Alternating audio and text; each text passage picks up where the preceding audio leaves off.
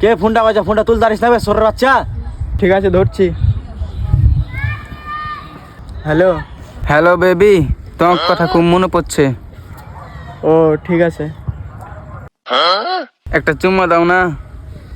হেট, আব্বা আছে, আমি আর আব্বা কাজ করছি মাঠে, দিতে পারবো না এখন। তোমার আব্বা থাকলে তো কি হলো, একটা দাও, দাও একটা। ঠিক আছে। ও হো বাবু। আব্বা রাইতে মাংস দিয়ে ভাত খানি, মাংস আটকে গেছিল হাত দাঁতে। সরের বাচ্চা, বাপের সামনে গিয়ে যাচ্ছি।